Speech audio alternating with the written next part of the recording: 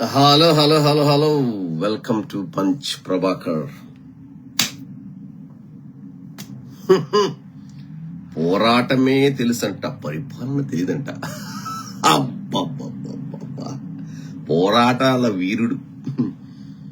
అటువైపు చంద్రబాబు కళ్ళల్లో ఆనందాన్ని చూడాలని, జగన్మోహన్ రెడ్డి ఫ్యామిలీని అనునిత్యము కాదులే, అమావాస్యకు పౌర్ణమికి తప్పకుండా చంద్రుళ్లాగా వచ్చేసి చంద్రబాబు సంక నాకేసి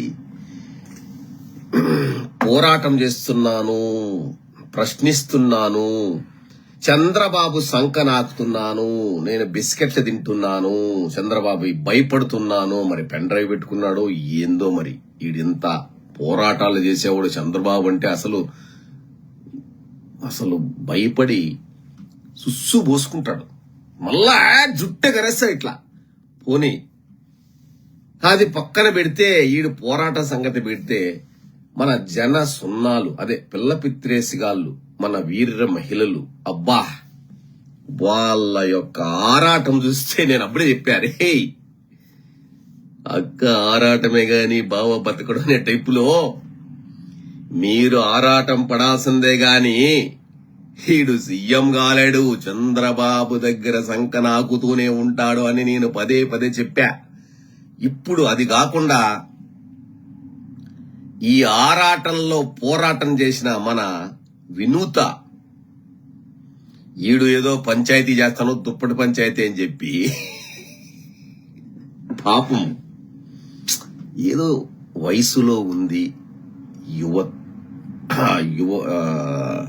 యువకులు రాజకీయాల్లో ఉన్నారు, యువకులు ఆరాటం ఉంది, పోరాటం చేద్దాం అనుకుంటే నువ్వేంటిరా పంచాయతీ అని చెప్పి పుసుక్ క్రిమినల్ చేసి పడదంగా కదరా ఒరే. హీనాని జనహీన పార్టీకి అబ్బా హీనాతిహీనమైన పొజిషన్ లో ఉన్న అబ్బో వీడు మాత్రం అయ్యో జుట్టెగరేసి 30,000 మహిళలకి ఆర్తనాదాలు వింటే నేను వచ్చి అట్లే కత్తితో నరుకుతా, పొడుస్తా, తాట తీస్తా అన్నాడు. సొంత పార్టీలో వీర మహిళ అన్నాను, ఎందుకంటే నాకు నచ్చింది. పాపము అంత ఇబ్బంది పడిన వ్యక్తిని నేను ఇబ్బంది పెట్టి తలుచుకోలేదు. నాకు సింపతి ఉంది అంటే. ఐఎమ్ నాట్ అసలు వాడు బొజ్జల సుధీర్ గాడు, వాడు నత్తినా లోకం ఏమే ఆడు లోకేష్ గాడు ఒకటిగానే అనిపిస్తారు నాకు. అది వేరే విషయం అని పక్కన పెడదాము. వాడినే నువ్వు పంచాయతీ చేయలేకపోయినావు, షూటింగ్ లో బిజీగా ఉన్నావా, 5 సార్లు వచ్చింది కదరా నీ దగ్గరికి పంచాయతీ, దుప్పటి పంచాయతీ. అర్రే నీ మాట ఎందుకు? చంద్రబాబు ఏం లేదా, లోకేష్ ఏం లేదా, బొజ్జల సుధీర్ గాడు ఏం లేదా, ఎవరేం లేదు బి. పాపం ఆ ఉసురు తగిలి కదరా బిడ్డకే. లాస్ట్ కి అది క్రిమినల్ అయిపోయా. వీర మహిళలు ఇది కాదు. ఈ బిడ్డ ఓకే, ఇంకొకటి ఉంది. జగన్మోహన్ రెడ్డి పరిపాలనలో పింఛన్లు కరెక్ట్ గా ఇచ్చాడు కదా, వాళ్ళ నాన్న ఆయన కదా స్టార్ట్ చేసింది. ఆ డబ్బుల్లో కింద ఋతుస్రావాలు అయినప్పుడు కొనుక్కొని పెట్టుకునేది, దాని బతుకు. అది వచ్చి మాట్లాడుతుంది జగన్మోహన్ రెడ్డి ఫ్యామిలీని, భారతీ రెడ్డి గారి గురించి. నీకుందిలే ముందు మనం తోగుంటా, మనకు తెలుసు కదా మాస్టారు అబార్షన్ చేశాడు కదా నీకు. అవన్నీ ఉన్నాయి మన దగ్గర. ముగ్గురితో ఉండి ఏమైపోయినావే, నీకు నెక్స్ట్ నువ్వే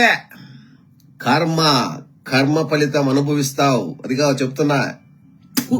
నీ పేరు చెప్పడానికే నాకు ఇష్టం లేదు కానీ ఎవడాది అమ్మ, ఎవతరా అది అమ్మ, చెత్తముండ, చదువు సంధ్య లేని, ఒక స్టేటస్ లేని, ఒక